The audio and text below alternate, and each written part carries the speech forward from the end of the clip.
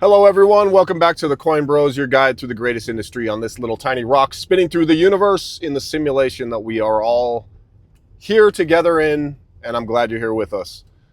Today is Sunday. Oh man, I think it's the 12th. I don't even keep track of the days anymore, man. That's just, they all mesh together.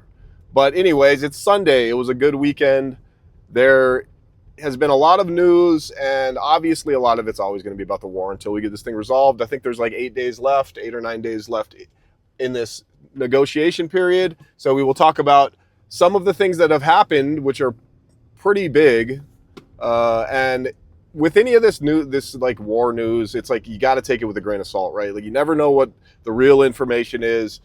All you can do is look at what people are saying, and then you always want to go and check with like independent reporters and things like that, because it's like both sides are always going to have, there's always three sides to a story, right? There's the left side, the right side, and then there's the truth somewhere there in the middle. So regardless, here's the headlines, right? So we'll start off with some of the war talk and some of the big developments, and then we're also going to talk about CME and some pretty big news for altcoins that is going under the radar because everyone's paying attention to what's going on with the war. So like there's a lot of stuff happening on the crypto side, the infrastructure side on altcoins that nobody's paying attention to that are massive for the industry. We will talk about that, and also just a few other things. So anyway, let's dive into it. So we sent JD Vance out to do peace talks, right, with Iran.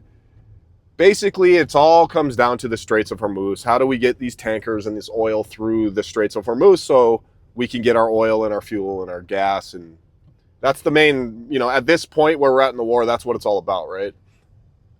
They say it's about, stopping nuclear weapons. I'm sure that's part of it.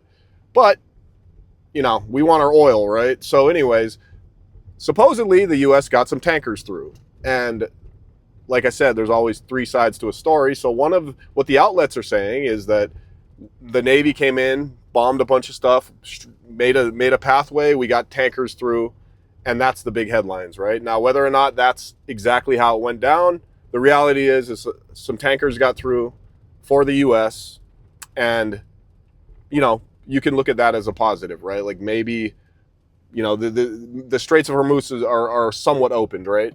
Now, the bad side of that is JD Vance said that there hasn't been any resolution. Basically, nothing good came from the peace talks, right? So we have to wait till tomorrow to see what happens. We have about 7 to 8 days of this ceasefire that's been put in place, and we really just got to have to wait and see if anything happens, right? Like anything positive happens. So we will continue to do that. I'm not going to go too deep into the political stuff. That's not what this channel is, right? I'm just giving you guys the news of what happened. And the reason I'm talking about it is because it does directly affect the industry and all industries. So until this is done, we're going to probably be talking about the war stuff in most of the videos, even just for a second. So anyway, we'll see what happens with that. Oil, I think, went back up over $100 a barrel. Bitcoin's holding around 73K right now, or 72K, but it touched 73, 74. So it's holding that 70K line, man, and like that is so positive and bullish. I really don't think something massive would have to happen for that to dump down into the 50s or something. And I mean, personally, I don't see that happening, but time will tell. So story number 2 is CME has listed 8, I think it's 8 altcoins for futures, right? So nobody's paying attention to this. They listed AVAX, and then they listed SUI, and then 6 others. And it's not even being talked about that much, which is crazy. And that's such a massive step for like altcoins, like major altcoins, right? And SUI, if you don't know what SUI is, it's a blockchain that is kind of comparable to like a Solana, very fast transactions. They have a pretty big community that was growing in the bull run. They were actually starting to take off, but now this is a big step for them. And then obviously AVAX is Avalanche, another massive blockchain that's in the top 10 of blockchains. So big step for altcoins. And it's kind of crazy that obviously with the war stuff, it's going to overshadow a lot of the things happening. And then whenever you don't have crazy price action, people just don't pay attention. People pay attention to price go up, right? So, if the price, with AVAX and SUI, I think they've pumped pretty hard, like 10% or something. I got to take a look, so don't quote me on that, but I think it's pretty high. I think they had like a nice pump because of this. And it's just that, you know, the market's down and like people don't pay attention unless money is just flooding into the market. But you got to stay tapped in on what's happening, because I always say it, this is how you're early to things, right? It's when you see it when it's happening and no one's paying attention, and that's when you want to start taking a look at things.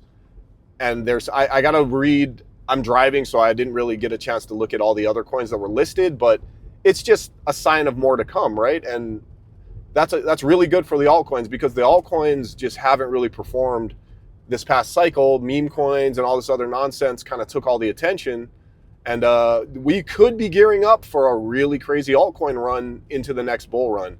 We don't know, but we could have just kind of skipped a cycle. You know, it could have been just one of those cycles where it's just kind of a wash for a lot of these coins, and then the next cycle is when they really take off and go crazy. So it's definitely something to look at. You have CME listing major altcoins. The infrastructure just keeps growing. It's not going to slow down. It's not going to stop.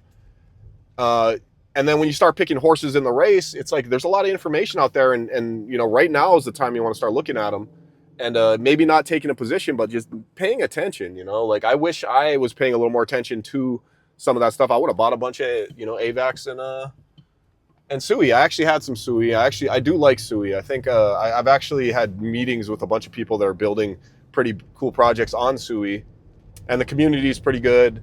And I could see them being a player leading into this next bull run. They were kind of leaning into a lot of the meme coin stuff, which is a lot of social energy. So definitely one to look at.